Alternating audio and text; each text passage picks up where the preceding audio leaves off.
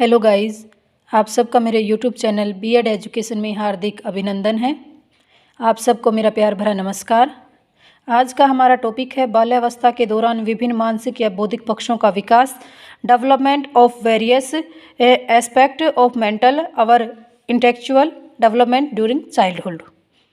यानी मानसिक विकास की अगर हम बात करते हैं तो इसमें व्यक्ति की विभिन्न मानसिक योग्यताएं, क्षमताओं में उसकी वृद्धियां विकास से हैं, जिससे व्यक्ति के व्यवहार में परिवर्तन होता है, जिसको मानसिक विकास की संज्ञा दी जाती है। मानसिक विकास विभिन्न प्रक्रियाओं का समावेश होता है कि अनेक प्रक्रियाओं के समायोजन से हमारा मानसिक विकास होता है और इन्हीं के द्वारा बच्चा है वो विभिन्न क्षेत्रों में समय के साथ साथ धीरे धीरे है वो विकसित होता चला जाता है और इन्हीं के परिणाम स्वरूप बच्चे विभिन्न प्रकार की मानसिक योग्यताएं और शक्ति हैं बच्चे में वो विकसित होती हैं। यानी मानसिक विकास के क्षेत्रों या पहलुओं का ज्ञान है वो व्यक्ति का बढ़ जाता है और एक अध्यापक के लिए भी मानसिक विकास के क्षेत्रों का ज्ञान, पहलुओं का ज्ञान है वो अति आवश्यक होता है। यानी उसको इंटेलिजेंट बनाता है कि किस प्रकार से वो बच्चों के साथ वो जांच सकता है कि कौन सा बच्चा है वो किस स्तर का है, किस कार्य को करने में सक्षम है। इसलिए एक अध्यापक को इसके बारे में जानकारी हो। सबसे पहले हम इसके कुछ पक्ष हैं जिनके बारे में हम बात करते हैं, जैसे संवेदन और प्रत्यक्षीकरण, भाषा का विकास, बोध शक्ति का विकास, सौंदर्यात्मक अनुभूति, तर्क शक्ति और निर्णय, कल्पना शक्ति और स्मरण शक्ति का विकास, नैतिक धारणा या प्रत्यय। कि संवेदन और प्रत्यक्षीकरण की हम बात करते हैं कि सेंसेशन एंड परसेप्शन की प्रत्यक्षीकरण में वो सभी क्रियाएं सम्मिलित होती हैं जिनके द्वारा हम अपने ज्ञानेंद्रियों के द्वारा सभी संदेशों को प्राप्त करते हैं। यानी ज्ञानेंद्रियों के द्वारा हमारी 5 ज्ञानेंद्रियां हैं, जैसे आँख, कान, नाक, जीभ, त्वचा। आँखों से देखकर, जीभ से चखकर, त्वचा से कठोर कोमल है उसको महसूस करके, कानों से सुनकर और आँखों से देखकर उस चीज़ के बारे में हम महसूस करते हैं, आभास करते हैं कि ये कैसा है। जैसे डेविड इक्लैंड ने कहा है कि ये perception pertain to the process by which we read messages that are conveyed by our sense। यानी हमारी ज्ञानेंद्रियों से के द्वारा हम सभी संदेशों का है वो प्राप्त करते हैं, जैसे आंखों के द्वारा देखकर, कानों से सुनकर। लेकिन बालक की प्रत्यक्ष योग्यता उसकी संवेदन क्षमता में वृद्धि होने से बढ़ जाती है और उसकी संवेदन क्षमता उसकी ज्ञानेंद्रियों जैसे आँख, नाक, कान, जीभ आदि के द्वारा विकसित होती है। जैसे आँखों से देखकर, कानों से सुनकर, नाक से सूंघकर, जीभ से चखकर बच्चा है उस चीज़ के बारे में आभास करता है कि ये कैसा है। धीरे धीरे बच्चे की जो प्राथमिक वर्ष होते हैं उसमें बच्चे का जो प्रत्यक्षीकरण है वो अधिक विकसित होता है। प्रारंभ में तो बच्चे संवेदन क्षमता और प्रत्यक्षीकरण हैं वो अविकसित होते हैं, लेकिन हम साधारण भाषा में ये भी कह सकते हैं कि प्रारंभ में वस्तुओं को पहचानने या उसके अर्थ को जानने के लिए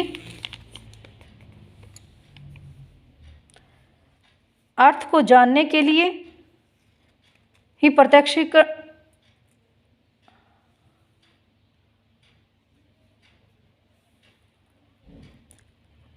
जानने की योग्यता है वो विकसित नहीं होती है। लेकिन प्रत्यक्षीकरण और संवेदन का आपस में गहरा संबंध है, क्योंकि सबसे पहले संवेदन द्वारा ही ज्ञानेंद्रियां हमें सूचनाएं प्राप्त कराती हैं और फिर हम उसका अर्थ है वो निकालते हैं, जिसे प्रत्यक्षीकरण का नाम है वो दिया जाता है।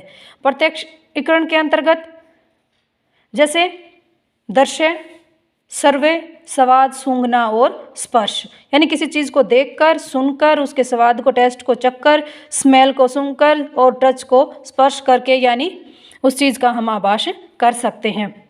इंद्रियां हैं वो जन्म से ही विकसित होती हैं, जन्म के पश्चात है उसमें परिपक्वता आनी शुरू हो जाती है।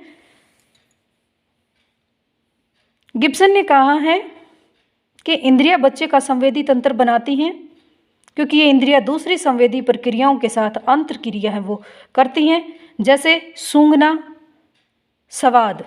जैसे आपकी मम्मा घर में खाना बना रही है, ठीक है ना, और घर में खाने की खुशबू है वो चारों तरफ फैल रही है। जैसे आपने घर में एंटर किया तो खुशबू है वो वातावरण में समाहित थी और उस खुशबू को सुनकर आपने यह आभास कर लिया, अरे वाह, आज तो शायद ये डिश बनी है और बड़ी अच्छी स्वादिष्ट होगी। यानी किसी चीज़ को सुनकर उसके स्वाद को व्यक्त करना। कि विकास की प्रारंभिक अवस्थाओं में जो बच्चे की दृष्टि होती है वो स्थिर नहीं होती है। एक बार बच्चा इधर देखता है, एक बार उधर लगाता है, यानी कंटिन्यू एक जगह को टकटकी लगाकर वो नहीं देख पाता है। तो इसे हम संवेदन की पहली प्रक्रिया कहते हैं या अवस्था कहते हैं। जबकि प्रत्यक्षीकरण की अगर हम बात करते हैं तो इसमें बच्चा है वो व्यक्ति, वस्तुओं, स्थान, ध्वनि आदि में विभेद करना, उसको पहचानना है वो सीख जाता है, जिसको प्रत्यक्षीकरण के विकास का नाम दिया जाता है। और धीरे धीरे वह सभी ज्ञानेंद्रियों का प्रयोग करना सीख जाता है। जैसे उदाहरण के लिए कि बच्चा किसी वस्तु को मेज के कोने पर रखने का प्रयत्न करता है तो वो उस चीज़ को मेज पर न रखकर उसकी ऊंचाई जैसी चीज़ों पर या उससे कम, थोड़ी सी कम या ज़्यादा वाली ऊंचाई पर रखकर उसको छोड़ देता है और वह समझता है कि उसने वस्तु को मेज पर रख दी है। नेक्स्ट है भाषा का विकास यानी लैंग्वेज डेवलपमेंट। क्योंकि भाषा है वो बच्चे की मानसिक विकास के साथ जुड़ा हुआ है।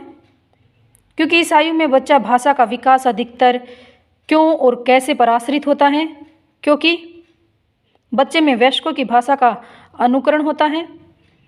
विकास भी विकास की अवस्थाओं के अनुसार ही होता है। जैसे प्रारंभ में बालक चिल्लाता है, किलकारियाँ जैसी ध्वनियाँ हैं वो निकालता है। छोटा बच्चा है किसी देखकर जोर जोर से किलकारी मारता है, यानी वो किसी को देखकर खुश हो रहा है, हंस रहा है। उससे हम आभास कर सकते हैं कि बच्चा क्या व्यक्त करना चाह रहा है। जैसे बच्चा रो रहा है तो वो क्यों रो रहा है, कि वो भूखा है या उसने पी पी कर दी, पोटी कर दी। यानी उसकी साउंड के अनुसार हम उसके शब्दों को समझने का प्रयास करते हैं। जैसे जन्म के बाद प्रथम वर्ष में बच्चा कुछ शब्द सीख जाता है और फिर उसका शब्द भंडार है वो बढ़ने लग जाता है। जैसे शुरुआत में बच्चा माँ शब्द को बोलता है, जैसे फिर वो माँ से मामा, भूख लगी है पहले वो कहता है रोटी, ठीक है ना, लेकिन धीरे धीरे माँ मुझे रोटी दो। यानी ऐसे धीरे धीरे है उसके शब्दों में भंडारण है वो बढ़ने लग जाता है। भाषा के विकास में अनुकरण का काफ़ी महत्व होता है। यानी आप किसी चीज़ को देखकर उसकी नकल करके हम अपने बच्चे के जो शब्द हैं उनमें वृद्धि होती है। जैसे मम्मा क्या बोल रही है, किस कार्य के लिए किन शब्दों का प्रयोग कर रही है, बच्चा वो उनका अनुकरण करता है और जल्दी सीखता है। कि जिस घर में एक बच्चा है और बाकी सभी वयस्क हैं तो उस बच्चे का भाषाई विकास है वो ज़्यादा उन्नत होगा, क्योंकि बड़े हैं वो सही भाषा का प्रयोग करते हैं। जबकि छोटे बच्चे जहाँ विद्यमान होते हैं उसके आसपास और 2-3 बच्चे हैं परिवार में, तो उन बच्चों का भाषाई विकास है वो थोड़ा कम होता है। क्योंकि बच्चे हैं वो हकला के तुतला के बोलते हैं, किसी की आवाज़ क्लियर नहीं होती है और बच्चा उनका अनुकरण करता है तो वो वैसे ही सीख जाता है। धीरे धीरे बच्चों के शब्द भंडार में वृद्धि होने लग जाती है, वाक्यों का प्रयोग करने लग जाते हैं। बचपन में कुछ शब्दों के विकास से लेकर किशोर अवस्था तक भाषा विकास में परिपक्वता आ जाती है। बच्चों में मैच्योरिटी आ जाती है कि कहाँ पर कब किन शब्दों का प्रयोग करना है, कैसे करना है। किशोरों का वातावरण भी भाषाई कौशलों के विकास का उत्तरदायी है। कि जहाँ किशोर रह रहे हैं उनके आसपास का वातावरण कैसा है, किस परिवेश में रह रहे हैं। क्योंकि अगर बच्चे का वातावरण अच्छा है, पारिवारिक स्थिति अच्छी है, बच्चे के माता पिता, उसके गार्जियन, उसके मित्र दोस्त अच्छी फैमिली से बिलोंग करते हैं, उनका व्यवहार अच्छा है, तो निश्चय ही बच्चे के ऊपर उसका सकारात्मक प्रभाव पड़ता है। क्योंकि बच्चा सही जगह पर सही शब्दों का प्रयोग करना सीख जाता है, कहाँ कैसे करना है, बड़ों से बातें वक्त हमें कैसे बात करनी है, छोटों से कैसे प्रेम पूर्वक बातें करनी है, उन सब का बच्चा है वो अपने वातावरण से सीख जाता है। परिवार में अकेला बच्चा हो तो उसका भाषाई विकास अधिक देखा गया है। क्योंकि वयस्कों की भाषा है वो बच्चा ज़्यादा है उसका अनुकरण करता है और अच्छे से सीख पाता है। बुद्धि और भाषाई कौशल भी आपस में संबंधित होते हैं। क्योंकि उच्च बुद्धि स्तर वाले बालकों की भाषाई कौशलों का स्तर है वो उच्च होता है।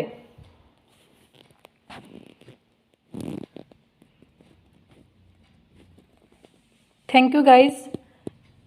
नेक्स्ट वीडियो में हम करेंगे बोध शक्ति का विकास, क्योंकि ये हमारा टॉपिक है वो थोड़ा लेंथी है, तो वीडियो काफ़ी बड़ी हो जाएगी, इसलिए हम इसको 3 पार्ट में डिवाइड करके बनाएंगे। ठीक है ना। प्लीज़ मेरे चैनल को लाइक करना, शेयर करना व सब्सक्राइब करना। Thank you.